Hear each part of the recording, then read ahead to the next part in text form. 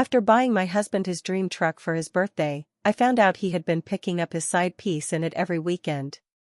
I discovered this when the dealership sent me a thank you letter, addressed to him and his girlfriend. When I asked about it, he smirked and said, "Maybe you shouldn't be so trusting." I sold the truck without telling him and used the money to buy myself a new apartment, one he was never invited to see. I used to think I was lucky in love. I married young, stayed loyal, worked hard. My name's Danny, and I've lived in Spokane, Washington all my life. I work full-time at a logistics company that handles freight deliveries across the Pacific Northwest. It's not glamorous, but it pays well. I've always been the responsible one, the one people count on. Derek, my husband of 6 years, works in construction. He's one of those guys who always had a story, never the truth, but a story. He had charm when we first met. You know the type. Rough around the edges, calls you babe like it means something. I thought that meant he cared. All he ever wanted was a Ford F-150 Platinum. He talked about it like it was a person. Kept saying if he ever got that truck, life would be complete.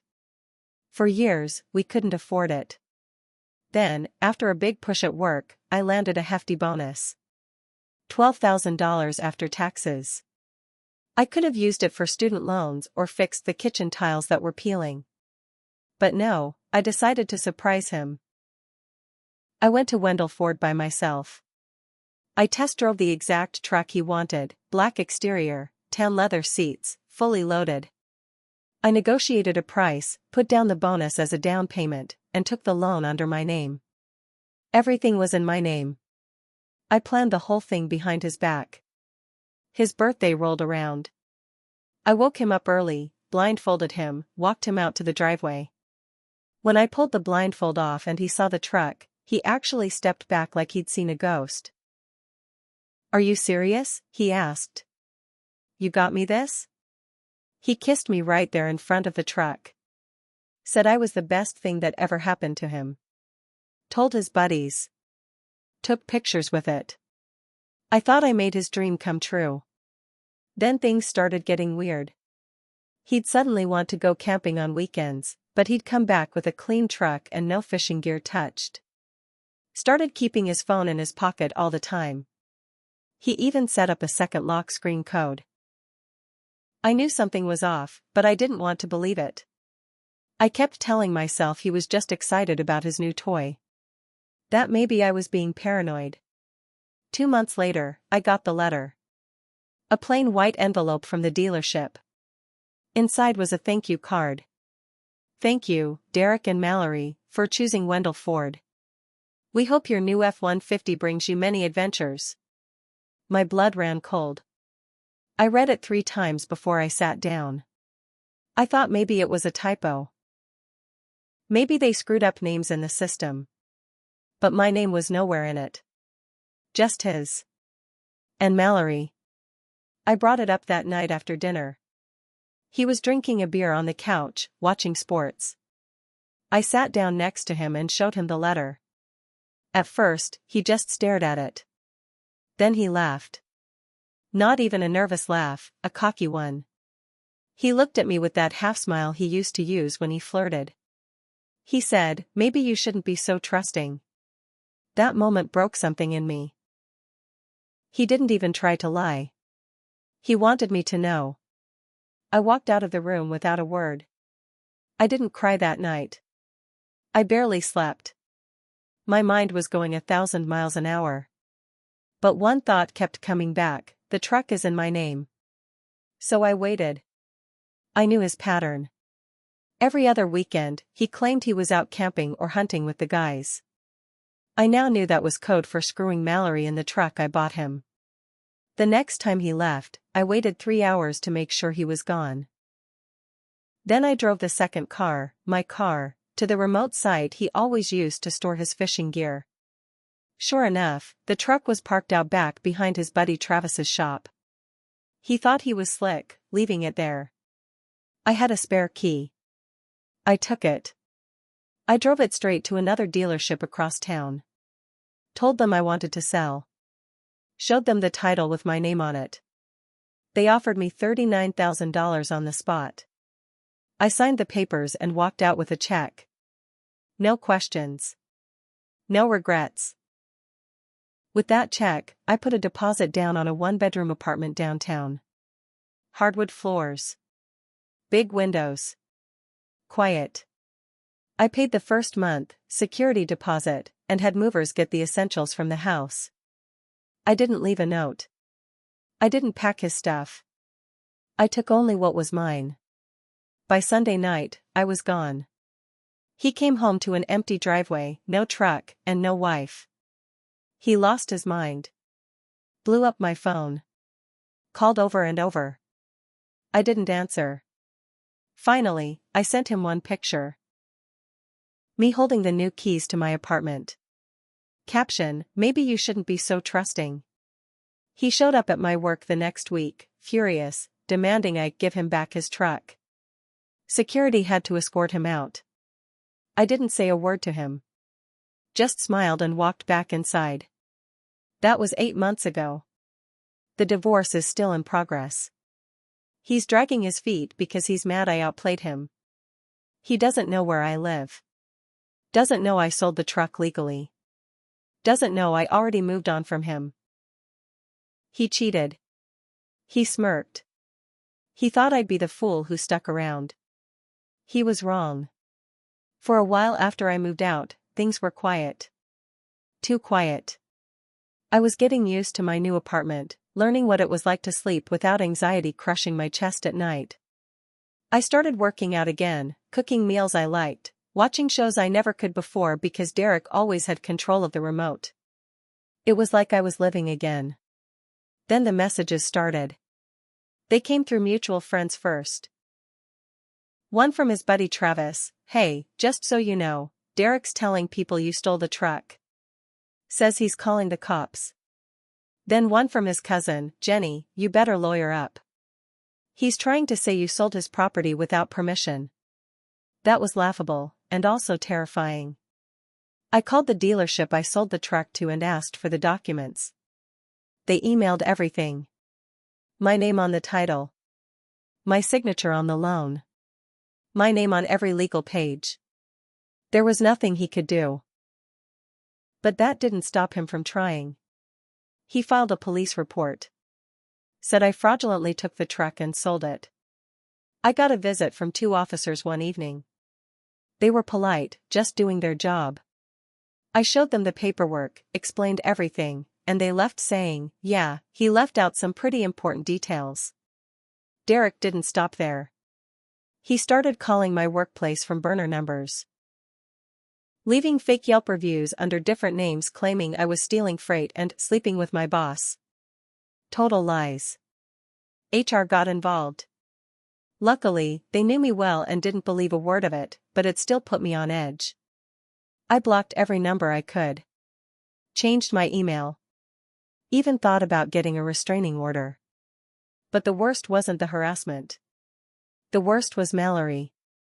One day I came out of my apartment building to find her standing by my car. She was younger than I expected. Maybe mid-20s, with long blonde hair and an expensive-looking purse that didn't match her cheap shoes. She looked nervous. Not angry. Just tired. "You Danny?" she asked. I nodded, heart racing.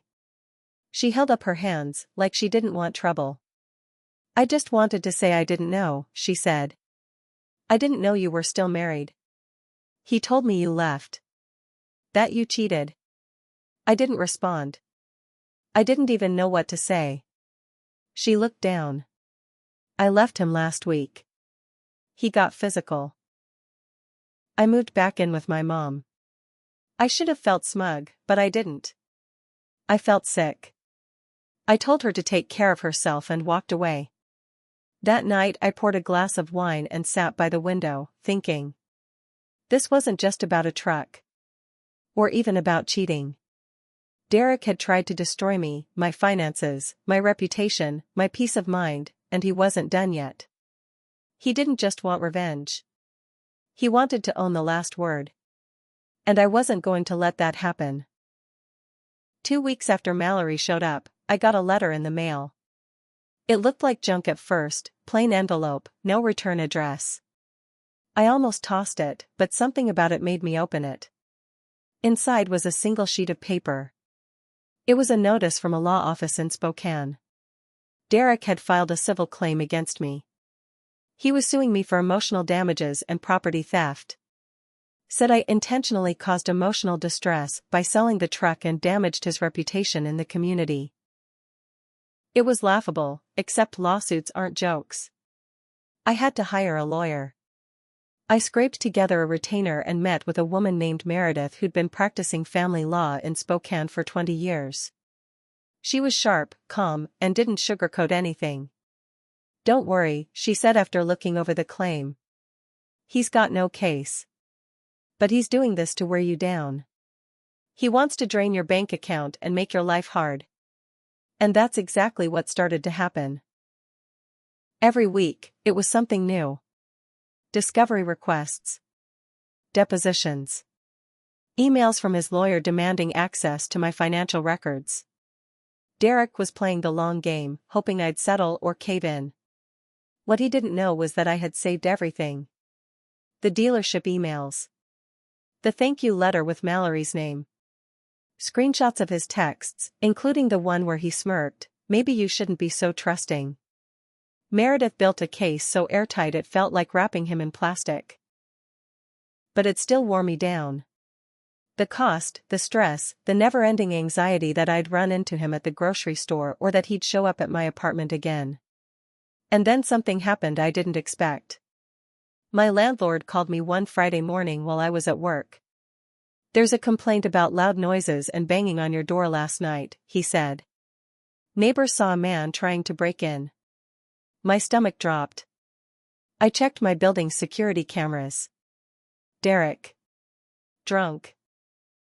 Slamming his fists into my door, screaming. I had been out with coworkers that night, thank God.